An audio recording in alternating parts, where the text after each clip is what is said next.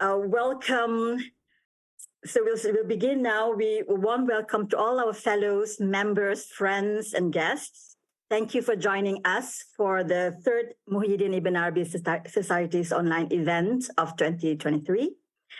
My name is Chris Ramlan, and I'm co-hosting today with David Hornsby and Martin Nordcutt.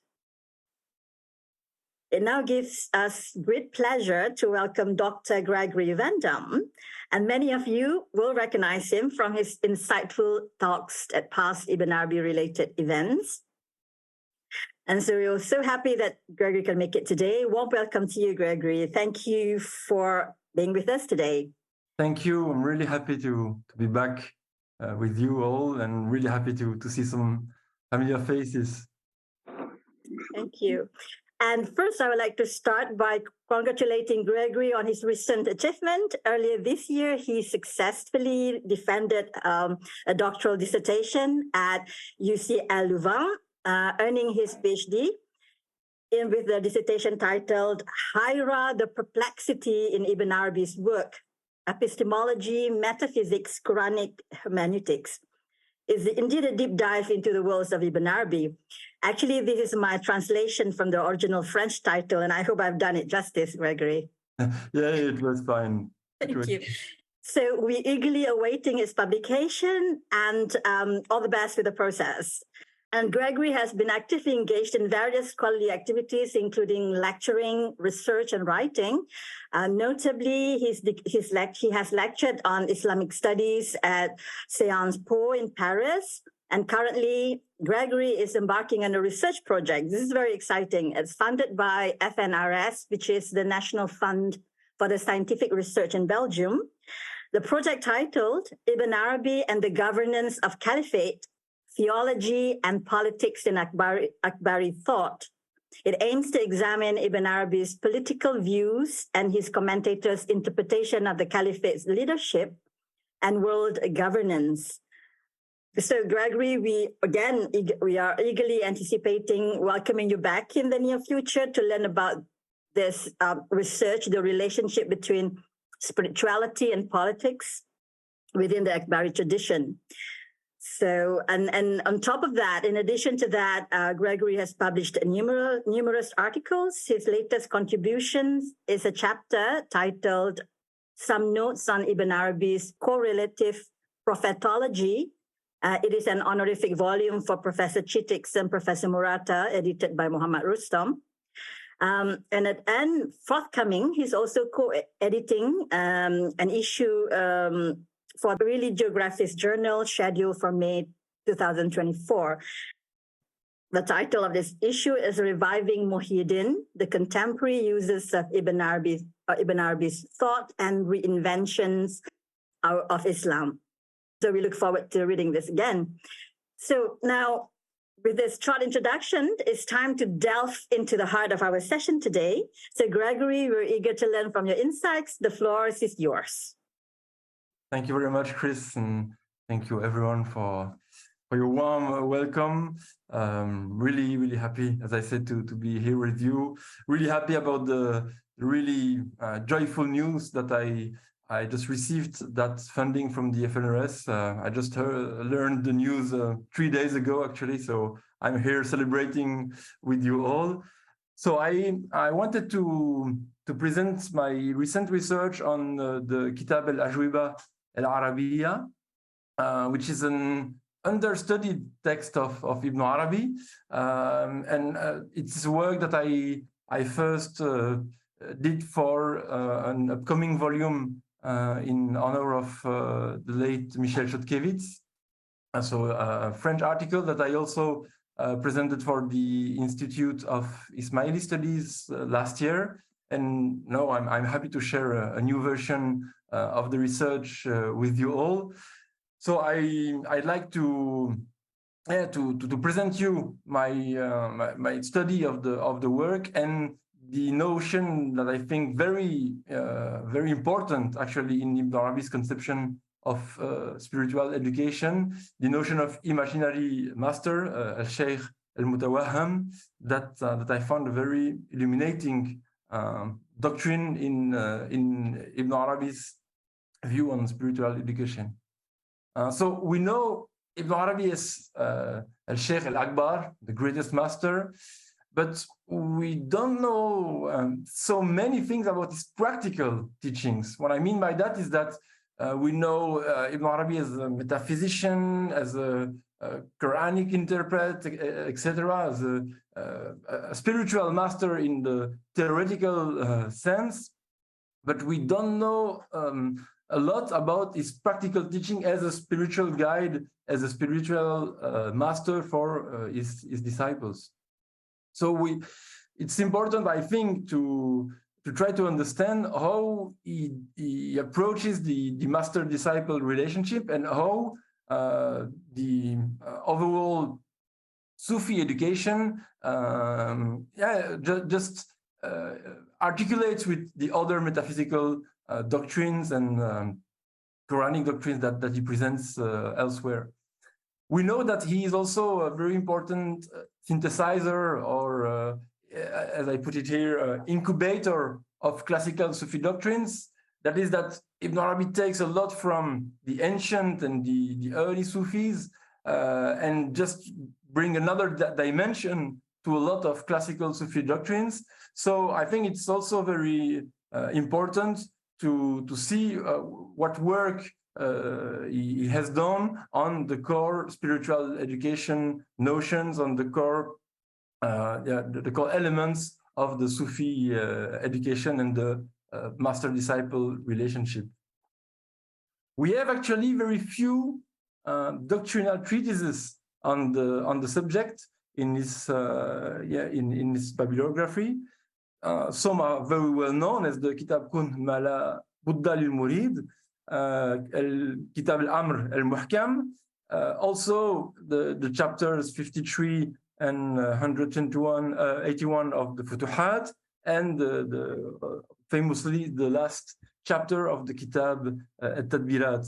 So we have already a lot of some elements, but it's it's very, there are very few as compared with other treatises, as compared with other topics.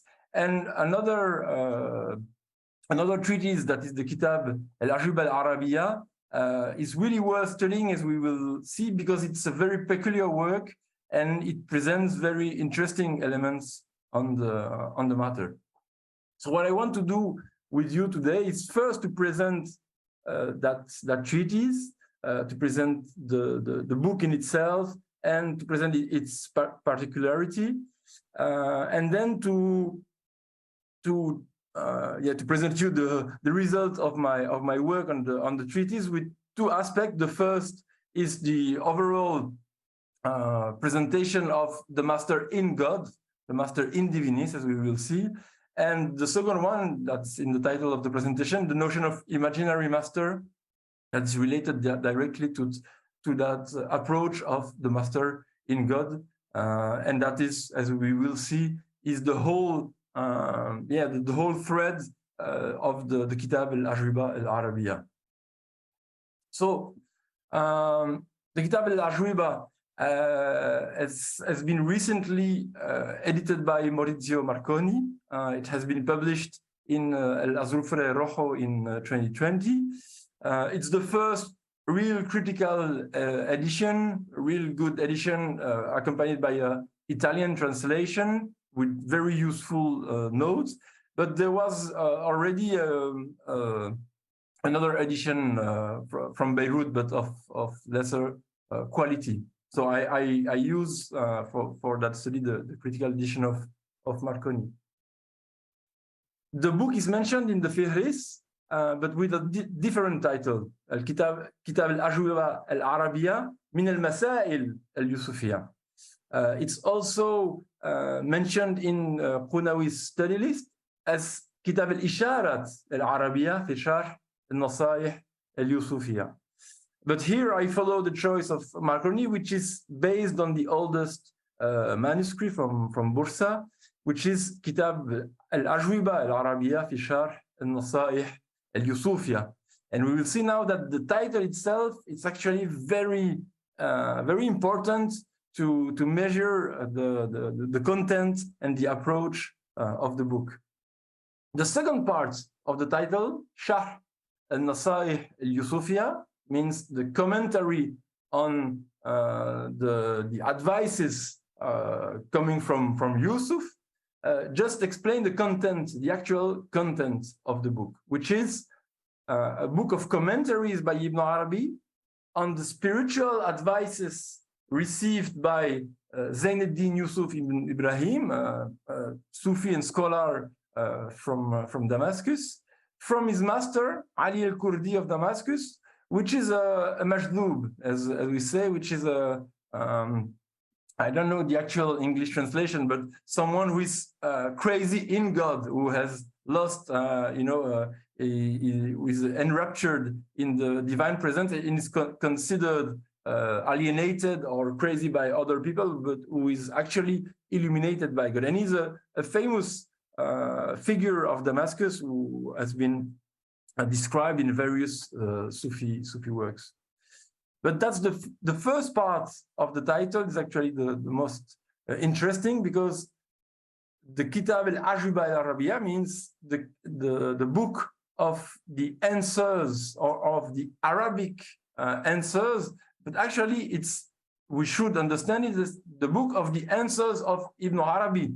The Arabiyya here alludes to the origin, to the nature of the answers, and that's why we have also two manuscripts with different titles, which is Kitab al-Isharat al-Maghribiyya, coming from the answers coming from the Maghrib to the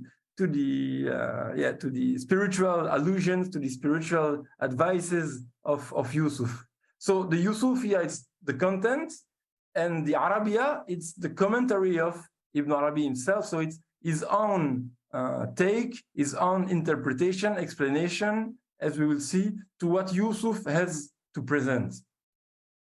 So it shows us that here we have really Ibn Arabi's view on the matter. So it is a rather long text. As I put the example here, the oldest manuscript is approximately two times the length of the Fusus. And what we have in that text is a detailed expression of Ibn Arabi's conception of the master-disciple relationship, but in a very unstructured and kind of chaotic form. That's why it's also a difficult text to approach. We have also very important informations on historical masters and figures that are quoted or met by Ibn Arabi, and that are sometimes absent from the Futuhat or from the Ruh al-Quds, for example. We have numerous details and anecdotes that bring into light the practical and pedagogical implications of his doctrines. So the notions of sainthood, of prophethood, the rules of Quranic hermeneutics, the notion of Muhammadan reality, etc., are all used, quoted, and explained in the practical issue of spiritual education and the relation between the disciple and his master in the Sufi way. So the book has a very important thing to offer. It's the practical expression, practical dimension of the metaphysical doctrines of Ibn Arabi. It is an expression of Ibn Arabi's doctrines and Ibn Arabi's theosophy or philosophy as a way of life, rather than a simple discourse.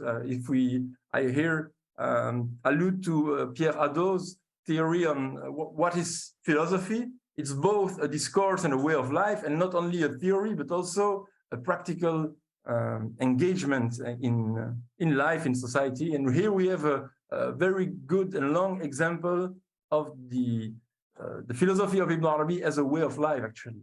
But as I said, there is no apparent structure.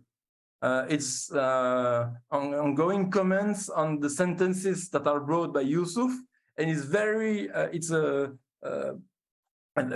one of the less systematic texts of Ibn Arabi that I had to read so far, and it's far less systematic than, for example, the Kitab al-Amr al-Muhkam on the matter. Hence, it's a difficult text to approach, to be honest. So how did I study it, and what will I present here? It's only the answers of Ibn Arabi. I will not quote and explain the questions of Yusuf or the sentences brought by Yusuf himself, because I consider that they are just pretexts for Ibn Arabi's own discourse and Ibn Arabi's own presentation of his take on the matter. And even sometimes he even criticizes either Yusuf's understanding or even Ali al-Kurdi, the famous master, spiritual station, for example. He says that's a very limited take on the matter, etc. And then he would expand on the question. So I only focus on Ibn Arabi's answers, and I gather all the different passages that are related to the same topic.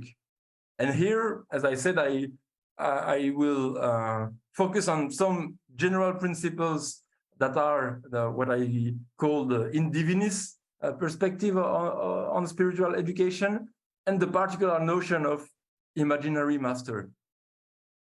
So let's look at how Ibn Arabi himself presents the book. So the book is the answers of Ibn Arabi to the sentences that Yusuf brought to him. We can see a very enigmatic presentation of the book at the very beginning. This is how Ibn Arabi presents it. This is the commentary on what has said the spiritual reality of the alienated servant whose heart is in love, Ali al-Kurdi, through the tongue of he who knew what was peculiar to him and who therefore relied on him, Yusuf ibn Ibrahim al-Shafi'i, who shared his lineage and with whom he maintained the link. The matter is Levantine, Damascene, and he did not trespass it, but restored it as he received it. It is between tasting and projection. There is no writing and no encounter. This is how mentioned it to me he who expressed it by his tongue. So we see that what we understand, Yusuf is presenting to Ibn Arabi something that he received from his alienated and madly in love master, Ali al-Kurdi, without encountering him, actually, and without writing him down something. It's just something that was inspired by that master. So as we can see, the notion of imaginary master is already present in the very in the very presentation of the book, not expressed clearly here, but it is expressed elsewhere. Because Ibn Arabi further defines the content of the Nasai al-Yusufiyya, the advices of Yusuf, as the discourse of the imaginary Ali al-Mutawahham, to Yusuf al-Mutahaqqiq, Yusuf who realizes the informations coming from his master Ali.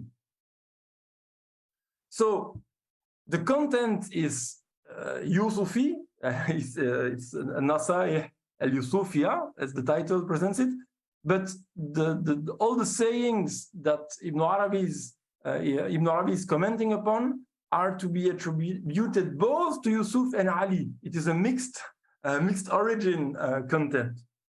As Ibn Arabi puts it, know first that everything that appears through the tongue of that Yusuf, advice or knowledge, from what he knows, comes from him to other than him, even though the one from which the saying comes is his master, Ali al-Kurdi.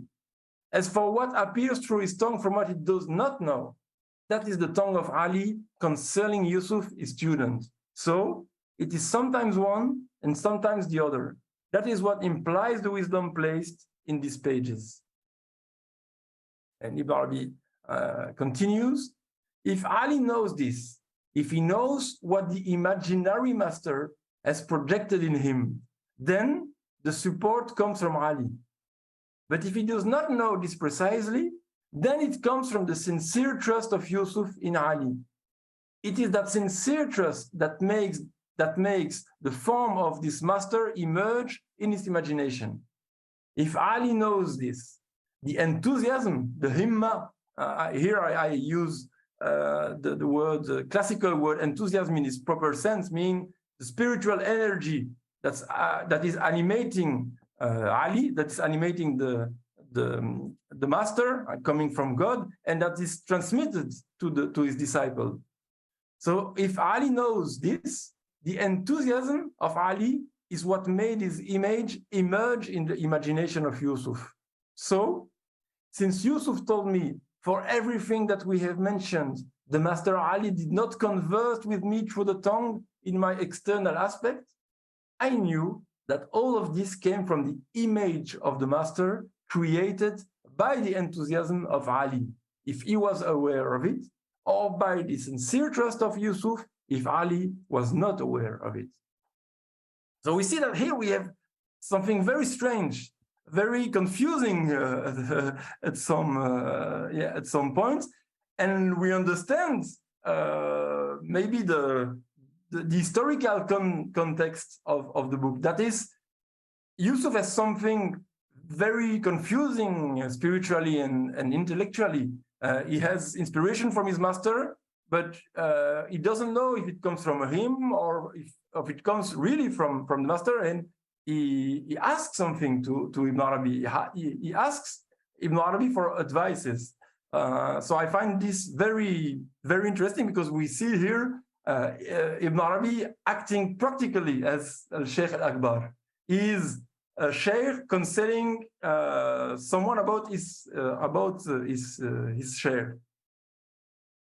And we see that awareness and self-consciousness are the key to identify the nature of the sayings that come from the disciple, from Yusuf, from the master, from Ali, or from an imaginary master, that is the image of Ali in Yusuf, etc. So we see that there is an intricacy between the two that is the source of the book, and that is clearly the condition for Yusuf to come to Ibn Arabi and ask for his advice about those sentences.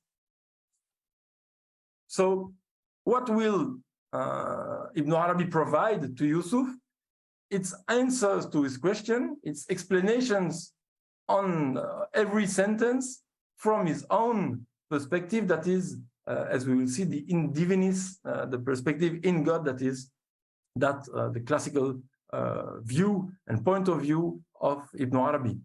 As he tells himself in the book, when we talk about this kind of things and other, we talk with God, Almighty and Majestic, who makes everything talk. We therefore talk with him, but also by him, and not by us. He is the one who from me talks, and from you hears, by the property of the two forms of you and me, and not by himself. So that very radical perspective of in divinis perspective, placing the point of view, placing the content, the hearing, the sayings that are in God, that is the perspective that Ibn Arabi is adopting to answer the questions of Yusuf, and to answer that problematic relationship between the imaginary Ali in Yusuf and the real Ali. So let's look a little bit about that master in God perspective, that in divinis perspective. It should be related to a very famous saying of Ibn Arabi from the Futuhat.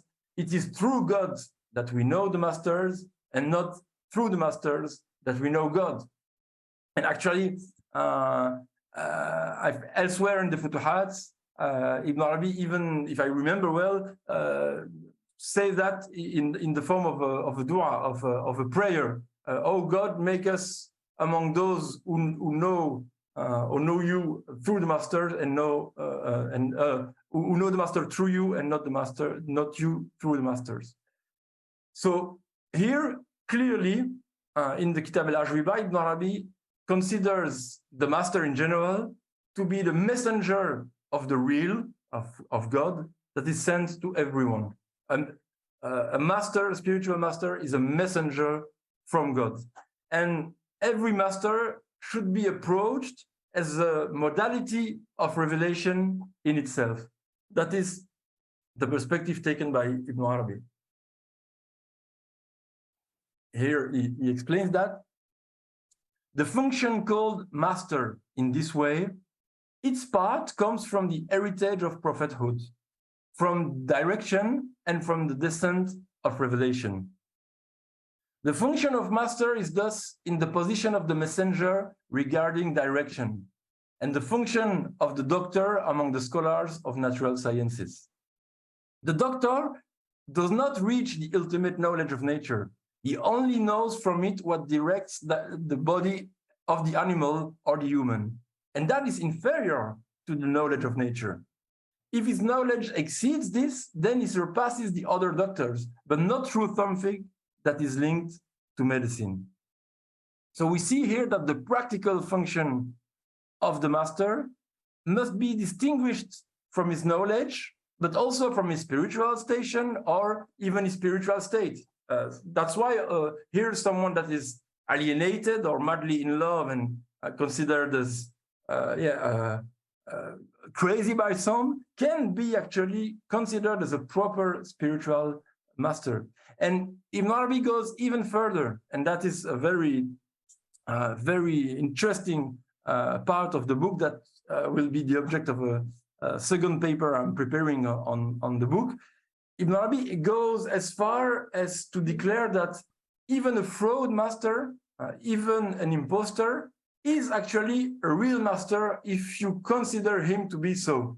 Because everything starts from the sincerity of the disciple. And if a disciple is sincere enough, and if he approaches things in God, in divinis, that is, that he knows the master through God and not the other way around, then even a fraud master will be very useful for him. And Ibn Arabi says he will turn the fraud master into a real master for him, and he will even give real spiritual knowledge to that fraud master. A very, very fascinating passage of the book. The other important aspect is that there is actually only one master. That is the Muhammadan reality. It is the universal mediation. As every master is a messenger of God, every master is actually a messenger of the messenger, that is the Muhammadan reality. Here is a clear passage about that. There is no doubt that the heirs are corporal structures for the spiritual reality of the Prophet, peace be upon him. For he is always the messenger, living or dead. He who obeys the master does actually obeys the messenger, for he is the spirit of his corporal structure. And he who obeys the messenger actually obeys God, for he is his locus of theophany. The messenger is therefore the point of manifestation of the real, before it disappears by the word of the Most High. Whoever obeys the messenger has actually obeyed God. What you observe in the messenger is God Most High. The messenger hides and the real remains. Just as, according to the Quranic text, the real remains when the messenger hides. So the messenger remains when the master hides from your perception, whereas the real always remains, for it is he who talks through the messenger. So again, the master is a deputy, a messenger of the Muhammadan reality, which is the messenger, which is in itself only the mediation, only the modality of transmission, as we've seen, coming from God, coming from the real itself. So there are always two relationships going on in the disciple-master relationship for Ibn Arabi. There is an external and formal link with the master, and there is an internal and informal link directly with God through that external formal link with the master. Here is another passage. The master, from the point of view of his body, is external to you, whereas the real that gathers is neither qualified by being external to you, nor by being internal to you, neither by being you, nor by not being you. It is different from the corporal statues of the master, for he is different and distinct from you. What is yours is not his. As for the real that gathers, everything that is yours is his, whereas everything that is his is not yours in a detailed manner, even though it is yours in a synthetic manner, and it manifests itself to you forever, thing after thing, in this world and in the hereafter. So the spiritual education for Ibn Arabi only aims at realizing this non-formal presence in himself, that the disciple should realize and clearly found himself on the non-formal presence of God in himself and by himself. That passage is very clear, I think, on the matter. When it's unveiled to you the fact that what you are looking for is nothing but your own essence, and that your essence never leaves you, for it is you, your enthusiasm, your himma, is not attached to something other than yourself anymore. So that is the accomplishment of the process of spiritual education, to find the mediation, the presence of the master, the presence of the Muhammadan reality, the presence of God in oneself. To realize by arriving at that fact that every person and everything that speaks to us is actually a master. That's why even a fraud master, as I said earlier, even a fraud master is actually a master, a true master. So now let's have a look finally at that notion of imaginary master. What is then the imaginary master? So I've chosen to translate al-mutawahham by imaginary, even though in Arabic it is a passive term. It's the imaginated, or I don't know how to put it in English, but it's something that is passive, and we will see that it's very important. The image here is not actively created by the disciple, but comes to him from his actual and concrete master. But we will see that it's really imaginary and not imaginal, because the term is mutawahham. It's very different from the notion of khayal, even though it will be associated, as we will see. What is interesting is that the term is very much used in the Kitab al-Ajwiba. It is, as we've seen, it is used to describe even the very context of the work, but it's used through all the text. But it's absent from the futuhat, absent from the fusus, and even from work on the topic as the Kitab al-Amr al-Muhkam. So here, it's as the peculiar context of the Kitab al-Ajwiba gave to Ibn Arabi the occasion to formulate in great details, as we will see, that doctrine, that notion of the imaginary master that seems very, very important for him. And we will see that he considers it as a central element of the master-disciple relationship, but yet it is not mentioned elsewhere to my knowledge. The notion of mutawahham, of imaginary, is defined in the Futuhat as what has no real and concrete existence.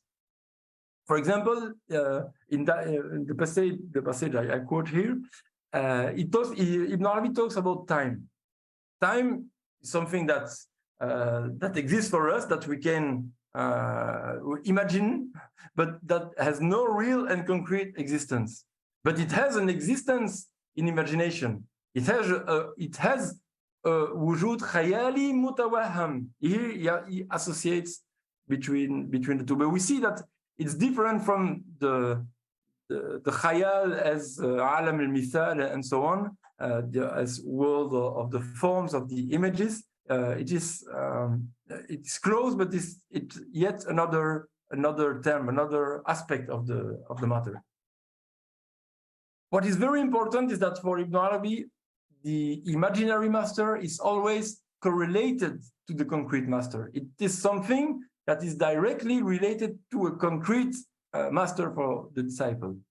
That master in your imagination, and here he uses khayal, is the shadow of your master on the outside. The imaginary master is not the product of the disciple's imagination, but one of the practical modalities of the influence of the master on the disciple, as we will see. And therefore, the imaginary master is a modality of spiritual education itself for Ibn Arabi, and a very important one. Here is a passage from the Kitab al-Ajwiba. It is part of the belief of the disciple that through his enthusiasm, through his himma, the master acts in a way that does not require an expression by the tongue. His talk is rather by the inward, by the tongue of the invisible, and it is necessarily so. The master is actually for him closer to him than himself, and that is nothing other than the master that is in his thought, in his khatir.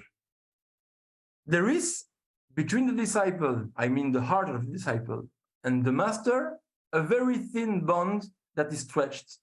It is the rope through which he is connected to him and through which he attracts the disciple to him. It is an image, here a mithal, of the rope of God to which he ordered us to cling.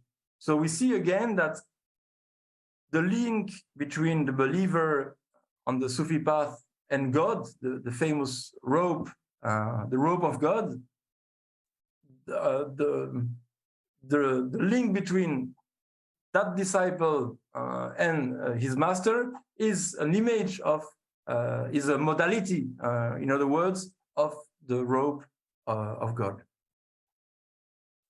So we've seen that that imaginary master is coming, is an image, a presence from the concrete master. It is not something that is just a product of the imagination of the disciple, yet the disciple has an active role in the emergence of the imaginary master in himself. That imaginary master emerges from his sincere trust, from his sidq in the master, as we've seen about the fraud master I mentioned.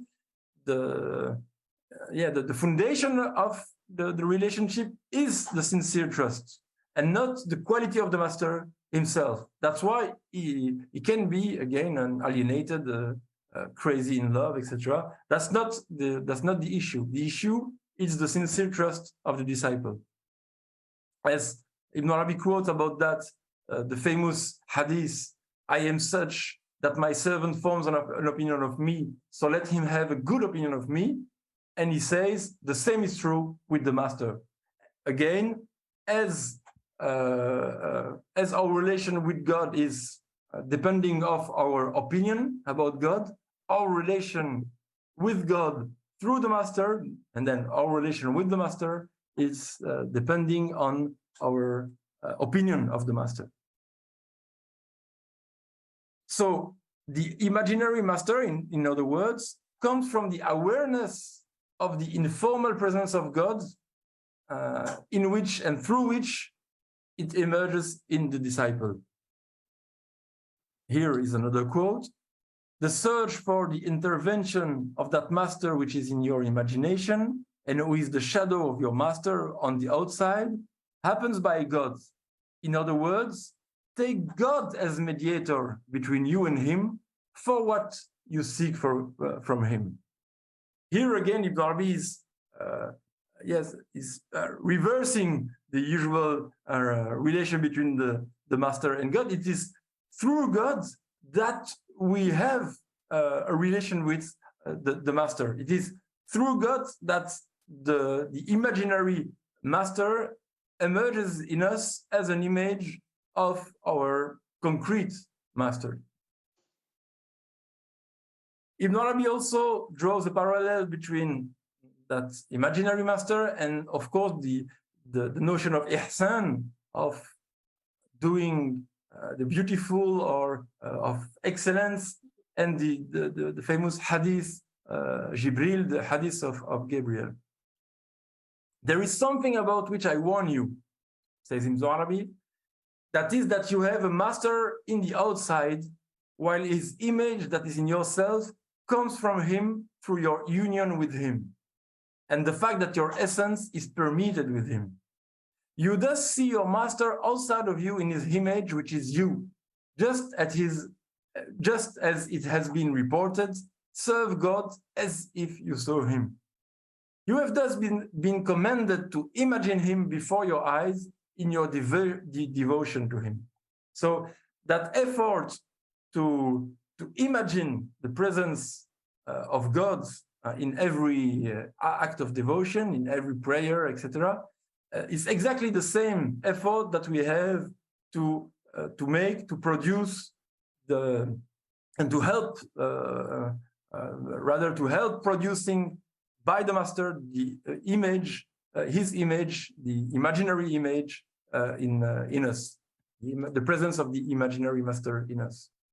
So the image of the imaginary master is one of the modalities of God's manifestation that is always renewed in the heart of the disciple at every instant. As we know that the tajalli of God, the manifestation, the presence, the appearing, the disclosure of God is always renewed, so is the presence of the master and of the imaginary master in us. Here is a quote. Know first of all that when the disciple sincerely trusts the master, God places for him an image of the master within himself. It is this image which he contemplates and which takes hold of him to the extent that he says, this is the master. He does not say, it is as if it were him, but he says, it is him. And so it goes. So it is with the imaginary master who is present in his imagination, as with the believer who prays when he converses with God in his qibla. If God inspires the original master outside with the knowledge of what concerns you, then he knows the question, and he acts upon this imaginary master whom you contemplate by providing the answer to that question. Indeed, this master within yourself is to your external master as the shadow is to the person. It is therefore the shadow of your master. Devote yourself to it. He has been constituted in you only by the light of your sincere trust, and this extends into your nature by the divine light which comes from him and is in you because of your faith in your master. This happens much to the truthful disciples. So for Ibn Arabi, the imaginary master is even more intimate to the disciple than the concrete master, because it's of mixed origin. It's part of the disciple and part of the concrete master. It is in fact finally the interpreter, the tarjuman of the concrete master. That is, someone that's from the disciple is able, or something that is able to interpret, to be the tarjuman of the concrete master in the disciple. So since any message, any information coming from the real through the mediation of the concrete master is received by the disciple according to the language of that interpreter, that is according to the imaginary master, the imaginary master is therefore more useful to the disciple than the concrete master. That's an affirmation of Ibn Arabi, saying that as is the interpreter, the tarjuman, without him, you cannot understand anything coming from the master. It doesn't, there is no use for a concrete master unless you have a proper interpreter capable of translating for you, interpreting for you the informations coming from the master. But the disciple still needs to discern between the two. The problem is when he is not able to discern what is coming from the imaginary master, what is coming from the interpretation, from the translation in himself, and what is coming from the actual concrete master. And we've seen that is the context here of the whole book, and that is why Yusuf is coming to Ibn Arabi asking for his advice. And here again, as usual, I want to say, it is the metaphysical perspective from which the disciple sees his master that enables him to put everything in its place. And that place for Ibn Arabi, as we've seen, is in divinis place, to put everything back in God. Here we have a longer quote that summarizes, I think, the whole thing perfectly. When the external master warns and inspires you, he does so from a knowledge and a spiritual perception that is more useful and complete as far as you're concerned.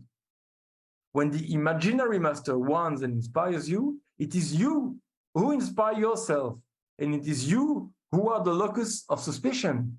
You may fall right or you may fall wrong. You must therefore know how to distinguish between the two teachers. Although you do not need an instrument for the inspiration from the external master, and in fact, you must accept what comes from him by submitting Musliman, by being a Muslim towards the master, because the master is God, as we've seen. If you do not know the meaning for the inspiration from the imaginary master, you need an instrument.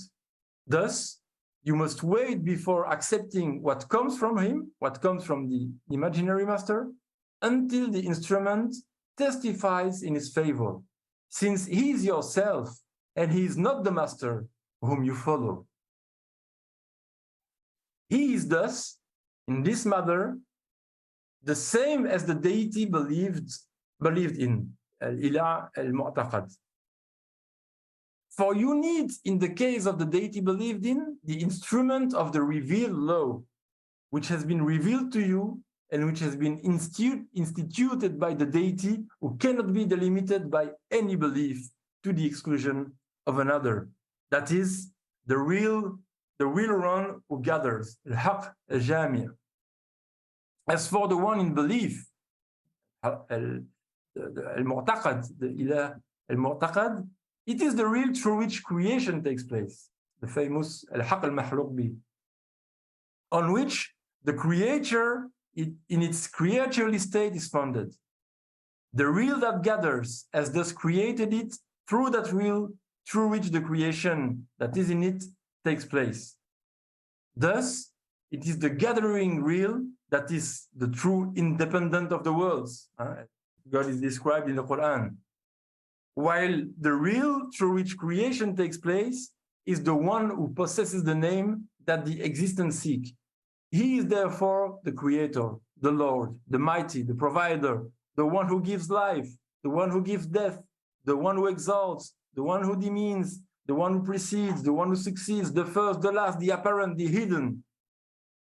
As for the real one who gathers, it is the most holy one, the one who hears, the one who sees, the one who knows, and other similar names. Thus, he who hears, he who sees, and he who knows are common to the real that gathers and the real through which creation takes place, which is the real of belief. Here the al-haq al-i'tiqadi. While the names, he who wills and the mighty one, are specific to the real of belief. So understand. So here, what is very interesting is that Ibn Arabi is drawing a clear parallel between the relation between the imaginary master and the concrete master, and on the other hand, the God as the real al-haq without any condition, and al-haq al-makhluq, the God as creator, God as divinity, as deity. And so at the end of the passage, no one understands what we are saying except the one who knows the distinguishing criterion between the two masters. So here, Ibn Arabi is clearly affirming that as we know the master through God, and as we can distinguish, as we've seen, between the imaginary master and the concrete master through our knowledge of God, the other way around, we can only distinguish between gods and between the real, between the gods of the belief and the absolute and real God, if we can discern and if we can distinguish between the imaginary master and the concrete master. It's clearly, again, a notion that I really love and worked on, a clearly correlative relationship, and we are in a real circle relationship as that of Hayra, of perplexity. So Ibn Arabi says, again, no one understands what we are saying except the one who knows the distinguishing criterion between the two masters, the external master and the imaginary master. The external master, though not the disciple himself, is the disciple himself in one aspect. He is part of the whole of what the disciple is, and the disciple is part of the master in its totality. Each of the two is the other self. The gathering wheel is in the creation, but the creation is not in him. Whereas the wheel of belief is in the creation, and the creation is in him, as the outer master. This is the criterion of distinction. What is fariq, what is distinguishing between the two notions of God and the two masters. So let's come to some conclusions here. We see that the notion of imaginary master is, for Ibn Arabi, very central, not only to understand the master-disciple relationship and the whole process of spiritual education, but apparently it's also very important and central to understand the whole theological and metaphysical perspective that Ibn Arabi is presenting. And we've seen from the introduction and from the context that notion of imaginary master is probably explaining the whole purpose of the Kitab al-Ajwiba, the whole purpose of the book. Ibn Arabi is explaining the intricacy by commenting on every sentence presented by Yusuf. Is explaining the intricacy between the imaginary Ali and Yusuf, who is receiving and living that relationship. And he formulates from that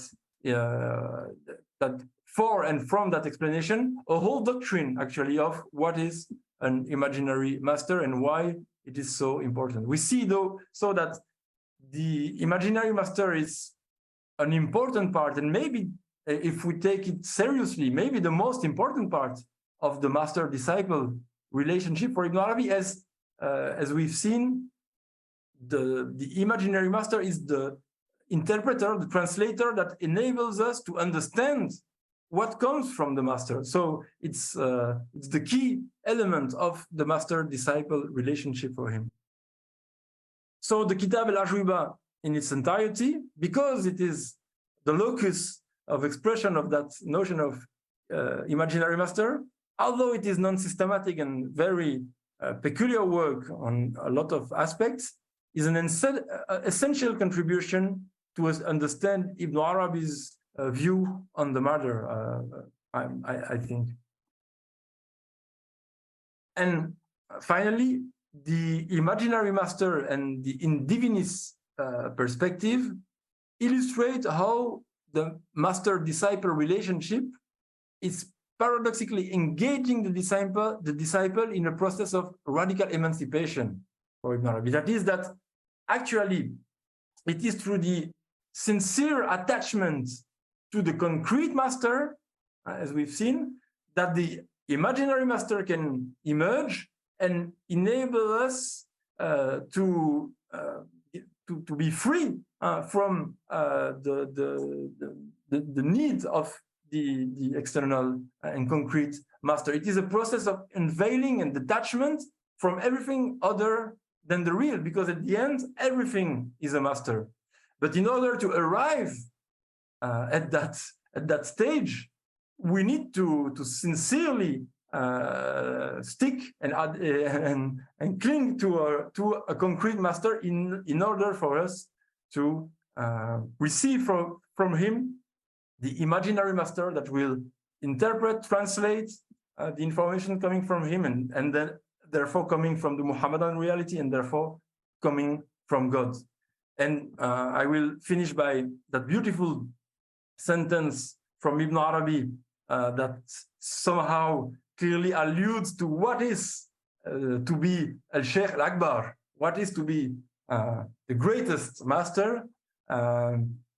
He says that the greatest of the master, the greatest are those who show the disciples the way to take from God in everything. Thank you.